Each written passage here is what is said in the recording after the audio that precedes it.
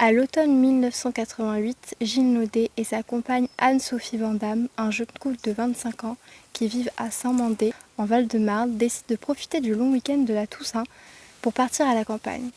Les parents de Gilles possèdent une petite maison secondaire dans le secteur de Fontainebleau où le couple compte séjourner.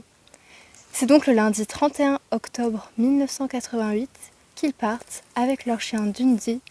Mais peu de temps après, le jeune couple est porté disparu après être parti en balade dans la forêt de Fontainebleau à l'ouverture de la chasse. Bonjour à tous, j'espère que vous allez bien.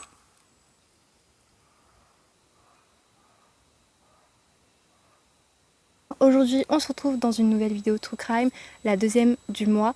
Voilà, donc c'est sur l'histoire des fiancés de Fontainebleau. Il me semble que c'est pas une histoire très connue. Tout ça s'est passé en France, à côté de Paris. Donc comme ça, on est dans le thème. Et je me suis même mis moi-même dans la forêt pour vraiment, on est immergé dans le thème. Voilà, donc je vous invite à prendre quelque chose à boire, à manger. Comme d'habitude, vous poser, vous reposer, mettre cette vidéo en bruit de fond. Ben voilà. Donc Gilles Naudet, c'était un caissier dans une agence bancaire et Anne-Sophie Vandamme, c'était une assistante sociale. C'est aussi la fille de René Vandamme qui est le maire de Voisins-le-Bretonneux. Vraiment les villes de France, on adore.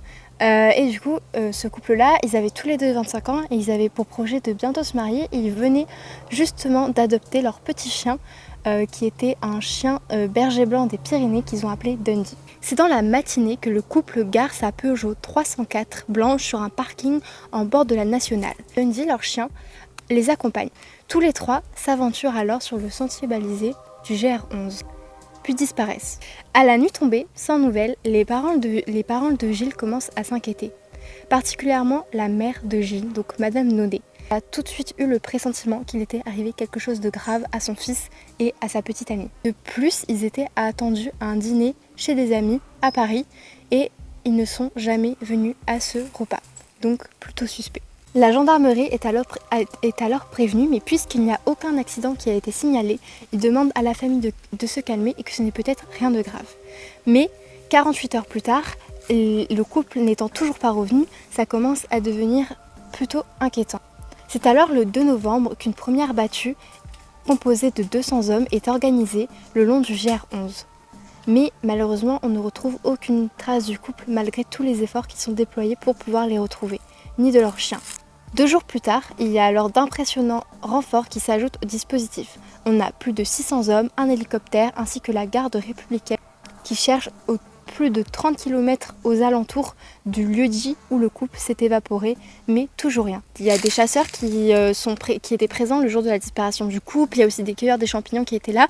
Tout ce petit monde-là, il va être interrogé pour savoir s'ils ont vu quelque chose, s'ils ont vu le couple, s'ils ont perçu quelque chose de bizarre.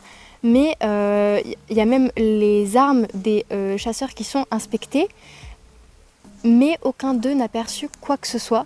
Malgré plusieurs pistes évoquant la responsabilité de chasseurs ou de braconniers, on pense que ça peut être eux, mais vraiment on n'a aucune preuve, on n'a aucun indice, on n'a rien du tout. Mais c'est le 10 janvier 1989 qu'en fin de matinée, un garde de chasse et sa petite troupe de chasseurs courent derrière un sanglier dans la forêt qui traquait déjà depuis plus d'une bonne heure.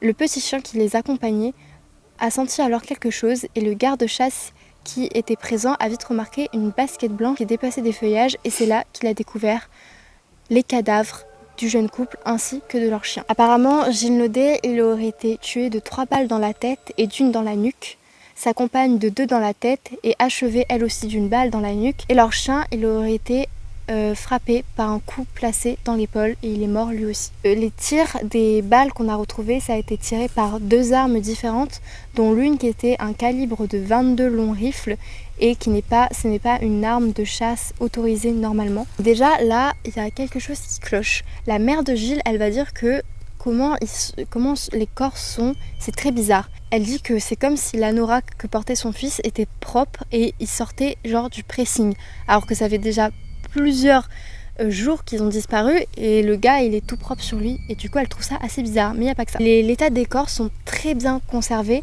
ce qui est bizarre parce que s'ils étaient déjà là depuis plusieurs jours et qu'on avait juste, on les avait juste pas vus pendant qu'on faisait les fouilles, bah normalement les corps seraient déjà en état de décomposition et même puisqu'il y a les sangliers dans la forêt, ils auraient très bien pu déjà commencer à les manger. Et là c'est pas le cas, les corps sont dans un très bon état et en plus de ça, il y a de la bruyère, des plantes qui sont sur les corps et en fait on dirait que c'est comme si elles ont été déplacées, qu'elles ont été vraiment cueillies et qu'on les a mis là parce qu'elles sont toutes fraîches aussi. On pense que les corps, ils ont été conservés quelque part, autre que dans la forêt, et puis ensuite, une fois que les fouilles se sont un peu calmées, etc., quelqu'un est venu redéposer leur corps dans la forêt.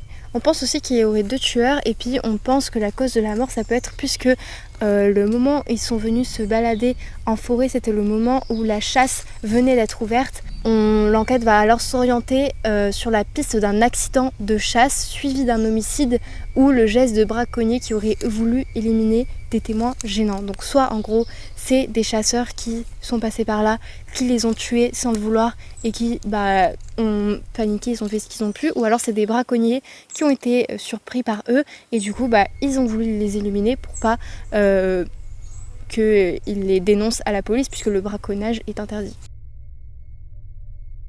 Est-ce qu'il y a quelqu'un qui en voulait au couple? Est-ce que le couple avait des ennemis?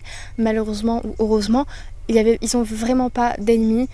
C'était un jeune couple qui était très bien dans la vie et ils n'ont pas de fréquentation ou autre qui aurait pu leur en vouloir. Et donc malgré plus de 20 000 heures d'audition, 1600 fusils inspectés et 4000 procès verbaux établis, les gendarmes, ils n'ont aucun suspect, ils n'ont aucune piste. Quelqu'un aurait pu confondre Gilles Naudet et Alla Moubarak, qui est le fils du président égyptien de l'époque. Alla Moubarak, il possédait une maison qui était tout près de chez Gilles Naudet et apparemment on pouvait confondre les 2 hommes parce qu'ils se ressemblaient beaucoup.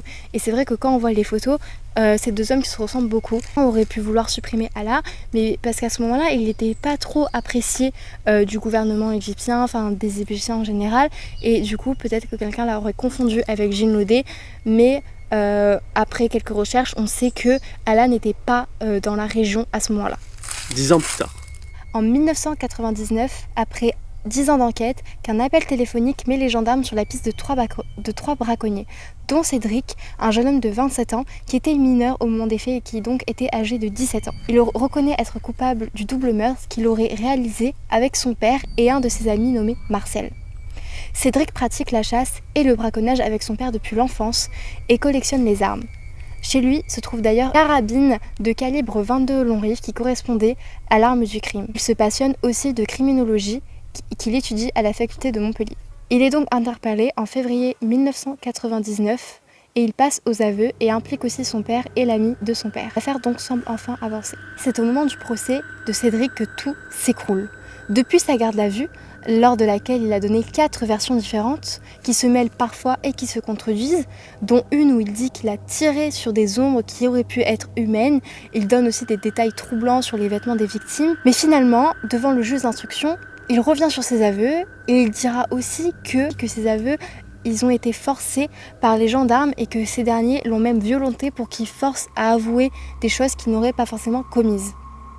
Et donc du coup, son père et lui n'ont même pas été renvoyés devant la justice et ils ont bénéficié d'un non-lieu. Quant à l'arme qui aurait pu constituer une preuve matérielle, elle a été limée, effaçant alors toute trace de son usage. Et c'est donc retour à la case départ. Malheureusement, en 2011, l'enquête est définitivement close. Les faits étant prescrits, on ne saura jamais qui a tué ce jeune couple ainsi que leur chien. Mais encore aujourd'hui, c'est Christian Porte qui mène toujours les recherches à ce jour pour savoir ce qui est vraiment arrivé au couple et leur chien. Et d'ailleurs, récemment, après la 2e publication de son second roman, il a reçu 2 coups de téléphone et des personnes qui souhaitaient donc rester anonymes. Et il y a une personne qui lui a dit beaucoup d'éléments que seul quelqu'un qui était vraiment au courant de tous les détails de l'enquête aurait pu savoir. Il dit aussi que cette personne a la peur des représailles car les personnes qu'il désigne sont dans le monde de la chasse. Et donc du coup il a peur des répercussions que ça peut avoir. Les 2 témoignages des personnes qui l'ont appelé, elles sont actuellement à l'abri dans un coffre-fort chez un avocat et Christian Porte n'a toujours pas pris contact avec ces suspects dont les personnes ont parlé et il ne sait pas non plus si ces personnes-là sont encore vivantes. Du coup voilà pour cette vidéo, c'était plutôt court, j'ai essayé de faire avec le maximum d'informations qu'on avait. Moi ce que j'aime bien c'est que ça s'est passé en France, que ça s'est passé il n'y a pas si longtemps parce que du coup ça revient vraiment à 1990, des choses comme ça, et l'enquête elle a été arrêtée en 2011 donc c'est très récent. Et surtout que le fait qu'il y a un petit peu un retournement de situation au moment où il y a un gars qui dit ouais c'est moi avec mon père et son ami, et puis au final après il donne plein de versions différentes et il dit non mais en fait c'est pas moi. Je trouve ça très bizarre. Ce que je trouve encore plus bizarre c'est qu'on ait tué le chien avec le couple, parce que si c'était juste des chasseurs qui ont pas fait exprès, déjà je pense qu'ils peuvent pas tuer 3 personnes sans faire exprès, donc peut-être qu'ils ont tué quelqu'un sans faire exprès, puis ensuite ils ont voulu tuer l'autre personne, genre le mari ou la femme, pour les faire taire. Et le chien par contre, pourquoi le pauvre il a rien demandé en soi vraiment, ou alors il les a attaqués et du coup il a dû les tuer en même temps, parce que vraiment moi je ne comprends pas pourquoi ils ont tué le chien si c'était un accident. Par contre si c'était volontaire, donc si c'était un meurtre qui est volontaire, un double meurtre volontaire, même un triple meurtre volontaire, qui aurait pu faire ça? Ça c'est le grand mystère, sachant que ça se déroule à Paris, que c'est une forêt où il y a eu déjà plusieurs meurtres. Peut-être qu'il y a un tueur en série de la forêt de Fontainebleau, on ne sait pas. Voilà, dites-moi en commentaire vous quelles sont vos hypothèses et si aussi vous avez plus d'informations. Du coup j'ai vu que Christian Porte il a écrit 2 livres que je n'ai pas lus, mais je vous invite à les lire si cette histoire vous intéresse. Voilà, et j'espère qu'un jour on aura la réponse sur toute cette affaire. Voilà, donc j'espère que ça vous aura plu, je vous fais de gros bisous à tous et on se retrouve dans une prochaine vidéo. Bye bye!